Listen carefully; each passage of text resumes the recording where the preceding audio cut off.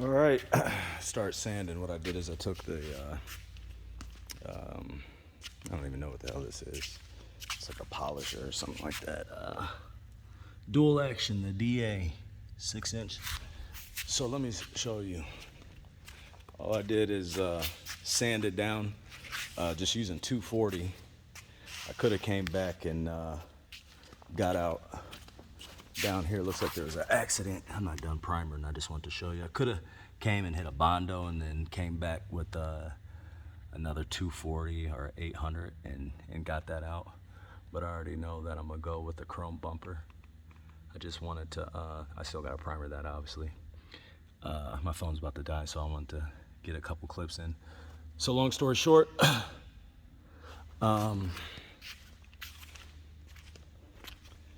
gonna primer it, probably 2 coats, and then come back with a shiny gray, and then paint that, let it dry overnight, come back, and I have a can of clear coat. And I'm gonna hit it like that, but just for DOT, for real, just so I'm gonna get all these, not all of them today, but over the road I wanted to get this bumper done. But just doing for DOT, pretty easy just to make it look good, but 240, 300 grit. So 240 or a 300 grit sandpaper, sand everything down on those parts right there. I would put Bondo in there. I didn't do it because it doesn't need to be perfect, but if you want it to look perfect, come back with some Bondo, put it right in there, let it dry up, hit it again with, you can say 800, and then apply another coat of primer, and then put your base coat on. But anyway, I'm gonna holler at you guys in a second. We gotta get going.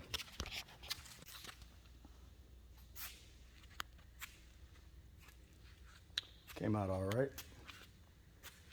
I'm gonna take those hooks off, end up spraying that whatever that is, a radiator or whatever that is down there, right there. I'm gonna spray that black. I'm gonna take those tow hooks off. I don't know, green, black, I don't know yet, but I'm gonna get in there. I'm gonna do something to it. I'll let you guys know. But it actually didn't come out that bad. I only put sanded it down, 1.5 coats of primer, 2 coats of the what's called dull aluminum. I got it from the Kenworth, from a Kenworth dealer. Let me hurry up my phone. 5%. I still got to get home. No charger on me. Painted the frame. I got the inside of the frame too. You can see where it's shiny, where the torsion rod is, and that damn differential. So new tires coming up. One thing that I didn't say in the last video that I had done was I had an engine compression test done, and everything came back fine compression wise. But phone is about to die. I don't have a charger. Got to get directions still 20 minutes back home. Just wanted to show you why the truck is here. And I had to drive. I drove all the way another couple hours to my buddy's place just to do this work. So AC compressor. I'm gonna take it there, have them figure it out, and tires, AC compressor, tires, door lock still, DOT inspection. So we'll be ready to hit the road pretty quick here in a couple days. See you guys in a second. All right, got that fitting fixed. I think it was this fitting right here. When you would go like this thing this hose would shake. Took this off. I had to unloosen these 4 bolts and then pull it out a little bit. And then there's I don't know, 240 right there. I undid that. Then I bought a set of O-ring kit, like just all sorts. I just told him to give me all, like, you know, hey man, give me like $30 worth of O-rings. No, just a few dollars worth of O-rings. I wish I thought I had them right here. Where did I set them? I had some extra ones. Oh, here you go.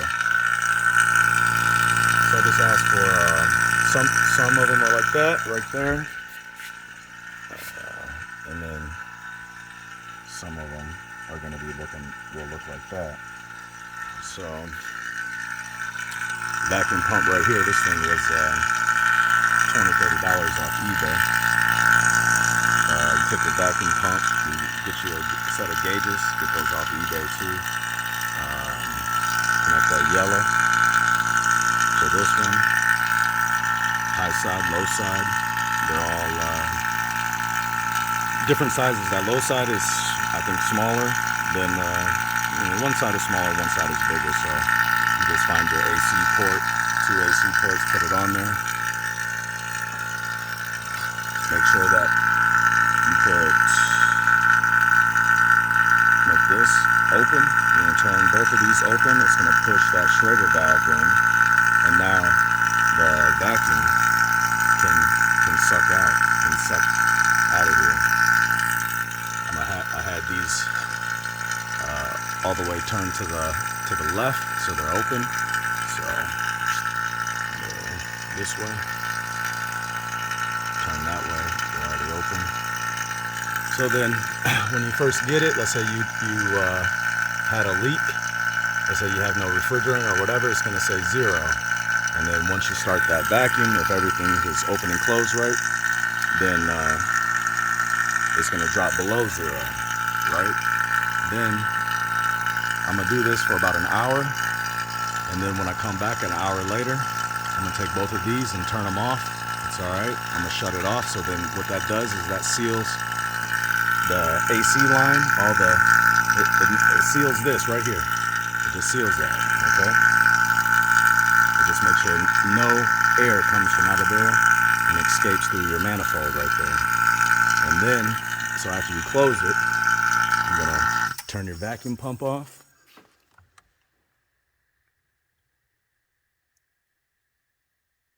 And then I would wait. Let me see if I got a leak. I can't see. I mean, I gotta do this longer, don't worry. I'm just letting you know how I'd go about it. So it doesn't look like it's moving just yet. But long story short, it could be, if you have a slow leak, hey, listen, you gotta cut it off and vacuum it out for an hour. So I'd have that on for an hour to overnight, whatever. An hour is probably good enough. Couple hours. Well, it's an hour for a car. I don't know how long I'm gonna let it run here. Just hour to 2 hours, right? And then after that, do that process that I just said, and then we're gonna see it's holding. So at least we know it's not a big leak. So this thing was a big leak. You put refrigerant in here, and it just was blowing out the back of that air compressor. And it's actually best to do this. So I bought every single thing just so when I got to this point, like at a shop, at the shop, I just would have it just in case I needed it. So like I already have this hose. Now, do I need that hose? I don't know, but what I can do is I can return that hose. So what I'm gonna do again, I'm just gonna start it back up and let it run for a couple hours. Go shoot some hoops. And that bumper's looking good. I gotta come back and hit these little spots on there. It's all right. Gotta hit those spots, but it ain't that big of a deal. Still looking good. While this is going, I'm going to try to get this door installed. That's the evaporator actually that I'm gonna put in. The only reason why I'm running this vacuum before I even put that in is one, to see if the compressor issue that I was having earlier is resolved. But smoking. All right, let me charge my phone up a little bit more. I had to run home. I run to where my stuff was and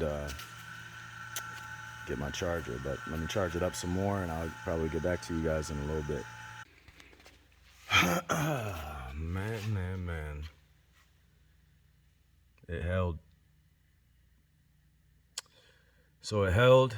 I'm gonna do. This is actually just a little test run to see if it was gonna hold before I even filled it up with refrigerant. So the next things I'm gonna do. I got the dryer.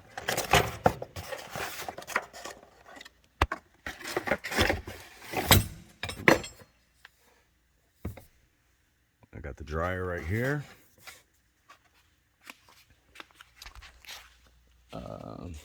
Then, like I showed you earlier, this expansion valve goes right in here. So that part right there is that part. So that part is that part. So I guess it's gonna, let me see.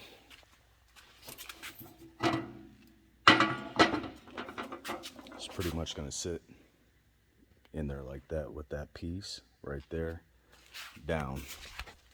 So actually a lot of times when you have your bunk heater, or sorry, a lot of times when your the cab, when that cools and then the sleeper does not cool, this is the thing that is leaking a lot of times. Don't quote me on that's going to fix your problem, but a lot of times that is the issue when the front works but the rear doesn't. So I have the front one and the rear one and the dryer. I'm gonna put those in, run the vacuum one more time, come back in the morning and see if it still holds. It held right now, so unless I do something wrong, it's gonna hold. And I went and bought my refrigerant from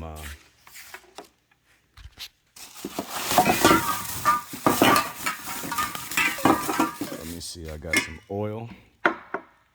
Need the oil and pretty much 3 pounds of refrigerant. So I have 48 ounces right here. And I'll get that in there. A little bit of tree.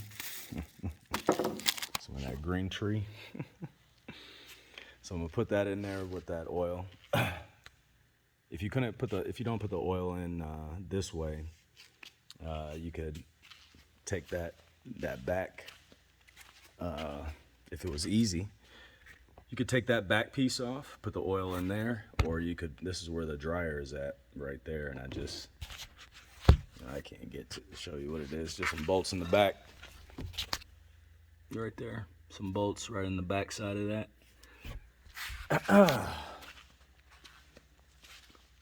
That's it. So put these 2 components in, run the vacuum one more time, come back in the morning, put the refrigerant in, and damn, I hope I have some AC because I just can't do a load right now without the AC working. And the crazy thing is, you really got to get you really got to get the part off the truck. It's kind of been a delay. It's been delaying everything. Like even with these mirrors right here, I bought the mirror covers didn't fit. I bought an air compressor. The air compressor wasn't the right one.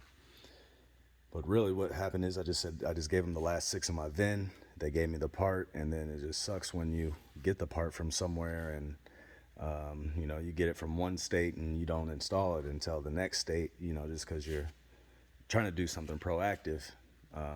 So one thing that I can say is try to get the part, take the part off your truck, take it into the Freightliner dealership or whatever dealership you work with, Peterbilt, Kenworth, whatever.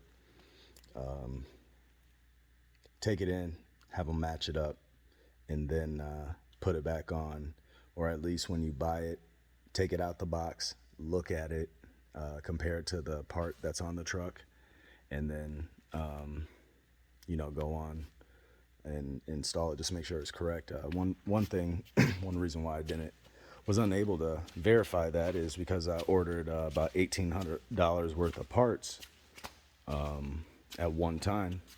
That air compressor, I keep calling it air compressor, AC compressor being one of them. And I gotta paint that thing.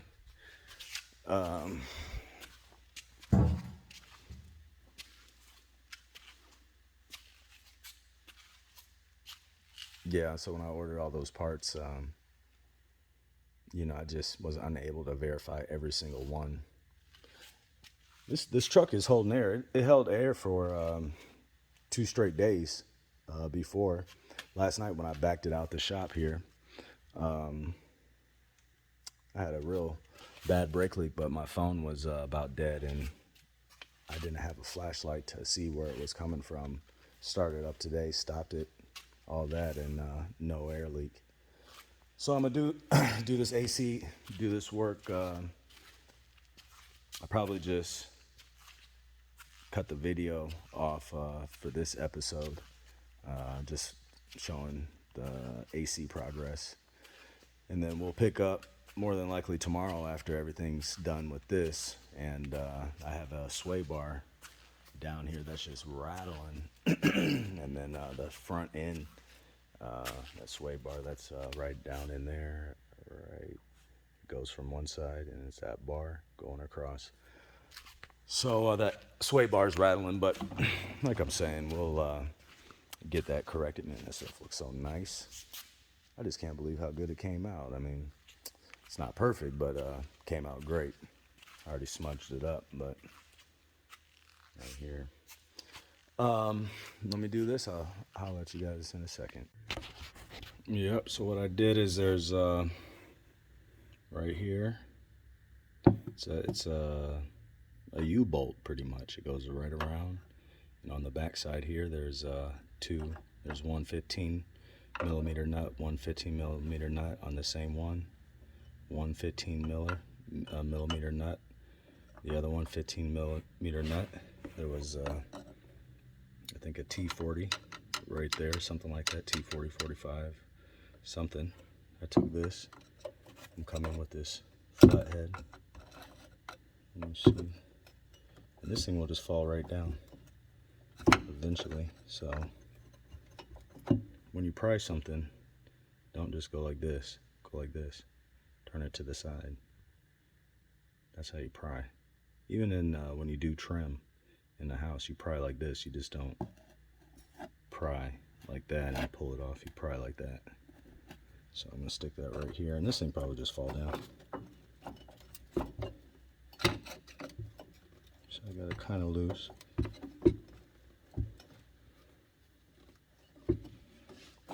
Uh-oh. So maybe this part wasn't.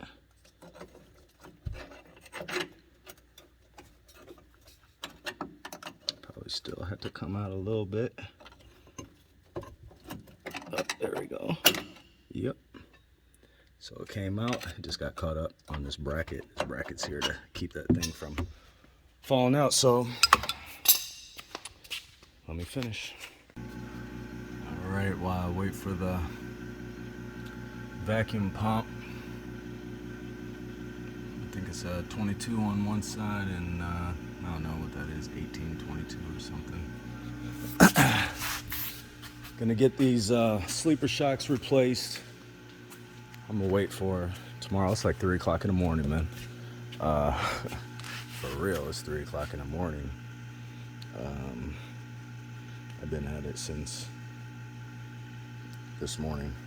I'm gonna do that lock in the morning, or whenever I get here.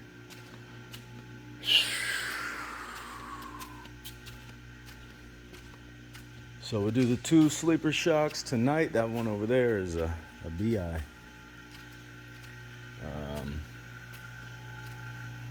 That expansion valve, man. I don't have a solution for it. Honestly, I could not get this box out. And there's not a video on it or anything.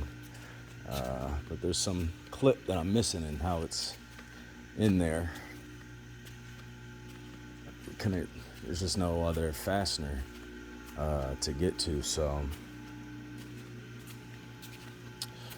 what I ended up doing is let me show you real quick why it's over here. So what I did, I took that O-ring out that was underneath here. So I took the O-ring out,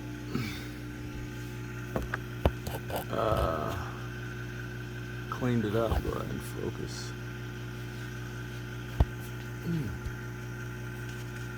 Took the O-ring out, 2 O-rings, took them out, redid them.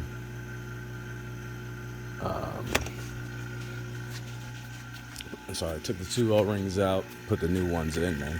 Like I said, it's 3 o'clock in the morning. I'm tired as hell. The vacuum's been holding. Yep, vacuum's been holding. Probably let it run for about a couple more minutes. That'd be a couple hours on there. And fill it up with refrigerant. I might have to wait till tomorrow because there's no AC in here.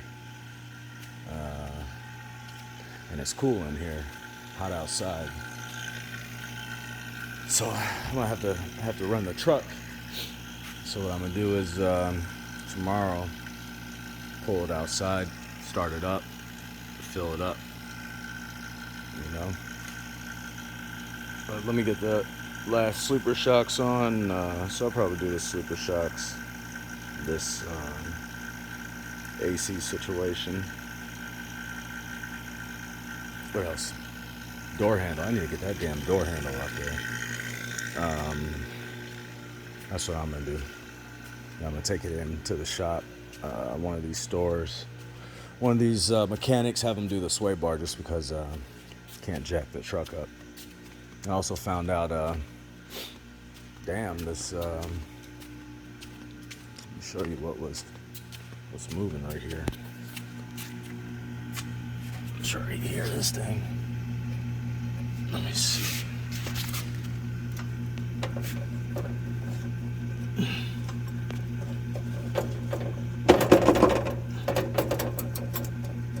I can't even explain it, man. This. You see that now? Let me see.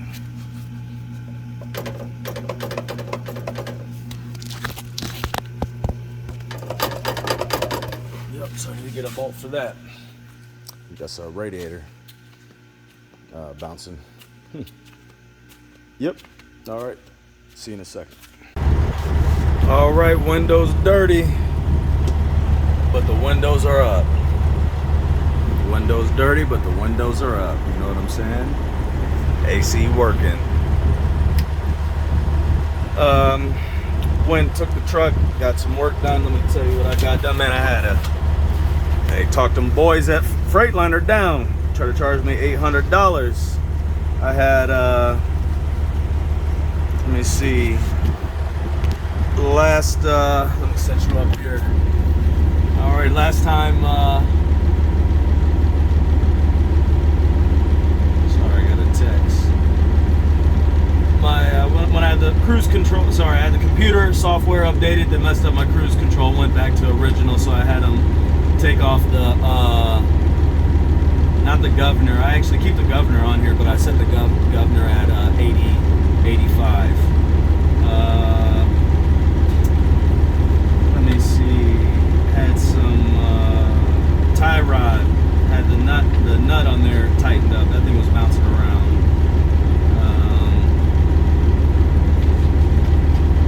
Differential started leaking right when I pulled up to Freightliner. Started reading out of I think the wheel seal, that differential seal is going bad. That connects to one of the drive shaft. I have to show you guys maybe later on.